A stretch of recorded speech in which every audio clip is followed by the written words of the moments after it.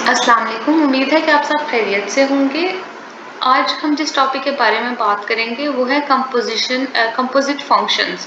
Composite functions basically कौन से functions होते हैं, हम इस कंपोजिट फंक्शंस की जो बेसिक डेफिनेशन है उसमें ये होता है कि आपके पास फंक्शन होता है, उसके अंदर एक और फंक्शन होता है। इंग्लिश में हम कहते हैं function with in a function. ठीक है, एक फंक्शन के अंदर एक और फंक्शन। इसको हम कैसे सॉल्व करेंगे? फॉर एग्जांपल आप यहाँ पे देखें, आपके पास दो तरह के फंक्शंस हैं। एक है आपके पास एफ ऑफ एक्स जो कि इक्वल्स टू है 2x प्लस 3 के, और दूसरा है आपके पास जी ऑफ एक्स जो कि आपके पास इक्वल्स है 5x के प्लस 6 के।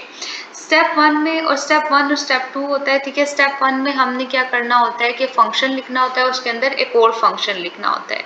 देन उसके बाद हम उसको सिंप्लीफाई करते हैं और फिर उसके बाद हमारे पास कोई एक लाइक आंसर आता है। ठीक है, इसको हम रिप्रेजेंट करते हैं। फॉर एग्जांपल आपके पास यहाँ पे अगर आप आते हैं तो आपके पास एक क्वेश्चन है f of g of x. आप क्वेश्चंस को देख लें, आपके पास एफ ऑफ एक्स है 2x प्लस 3 और जी ऑफ एक्स है 5x स्क्वायर प्लस 6। ठीक है, आपके पास क्वेश्चन दिया जाता है f of g of x. ठीक हो गया, f of g of x ये आपके पास फंक्शन दिया जाता है।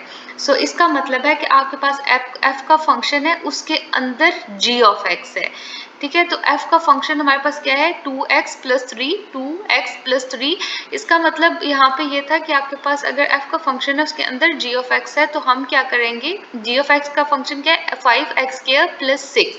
सो इस फंक्शन को हम x की जगह सब्सटीट्यूट कर देंगे इस पूरे फंक्शन को। ठीक है, सो जहाँ पे f में जहाँ पे x होगा वहाँ पे हम g ऑफ x को सब्सटीट्यूट कर दे g को सब्सटीट्यूट कर देंगे। सो यहाँ पे हम g ऑफ x को जब सब्सटीट्यूट करेंगे g के फंक्शन को, तो आपके पास आ जाएगा 2, x की जगह g के फंक्शन को सब्सटीट्यूट कर दिया जो कि आपके पास आ रहा है 5x स्क्वायर प्लस 6 और प्लस 3। जस्ट सिंप्लीफाई करें, सिंप्लीफाई करने के लिए 2 5 times is 10x square, 2 6 times is 12 and then plus 3। So ये आप जब सिंप्लीफाई करेंगे तो आपके पास आ जाएगा 10x square and then plus 15। So आपका जो आंसर है वो आता है f of g of x आता है equals to 10x square plus 15। इसी तरह जब आप सेकंड क्वेश्चन देखते हैं, सेकंड क्वेश्चन में आपके पास है g f ऑफ x। अब g के फंक्शन में हमने f ऑफ x को सब्सटीट्यूट करना है, g के फंक्शन में f ऑफ x के फंक्शन को सब्सटीट्यूट करना है।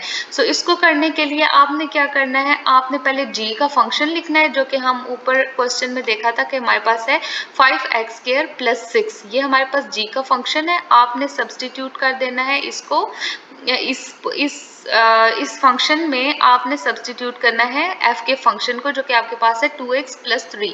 सो ये फंक्शन आप जब जाएंगे और यहाँ पे सब्सटीट्यूट करेंगे तो आपके पास आता है 5x स्क्वायर प्लस 6। सो x में आपने 2x प्लस 3 को सब्सटीट्यूट कर देना है। सो यहाँ पे हम लिखेंगे 5 2x plus 3 whole square plus 6। ये आपके पास फंक्शन आ गया। देन उसके बाद आपने क्या करना है, सिंप्लीफाई करते जाएं। आपके पास 2x प्लस 3 होल स्क्वायर है, आप फॉर्मूला ओपन करें a square 2x square plus 2 a and b। a आपके पास 2x है, a 2x लिखेंगे, b की जगह 3 लिख देंगे and then plus b square, b आपके पास 3 है तो 3 का स्क्वायर एंड देन प्लस 6। 5 आ गया, इसको सिंप्लीफाई करें, 2 times is 4x square plus 2 times is 4 and 4 3 times is 12। So आपके पास 12x and 3 times is 9। So ये 9 आ जाएगा and then plus 6।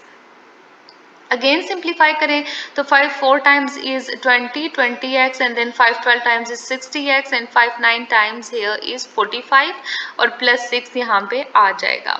Then again हम अब देखते हैं कि ये सिंप्लीफाई हो रहे हैं। अब 45 में हम 6 को जब ऐड करेंगे तो हमारे पास जो g of f of x आएगा वो इक्वल्स टू आ जाएगा 20x square plus 60x plus 51 और ये आपके पास इसका आंसर आ जाएगा। इसको जैसे हम पढ़ते हैं, मैं बार बार बोल रही हूँ, इसको पढ़ने का भी एक तरीका होता है, इसको हम बोलते हैं g of f of x, यानी कि g में हमने f के फंक्शन को सब्सटीट्यूट करना है। ठीक है, इसी तरह अगर यहाँ पे पिछले क्वेश्चन में f of g of x था तो हमने क्या किया था, f के फंक्शन में g के फंक्शन को सब्सटीट्यूट किया था x की जगह। ठीक है, उम्मीद है कि आपको ये इजी सा मेथड समझ आया होगा। मिलते हैं अपनी नेक्स्ट वीडियो में।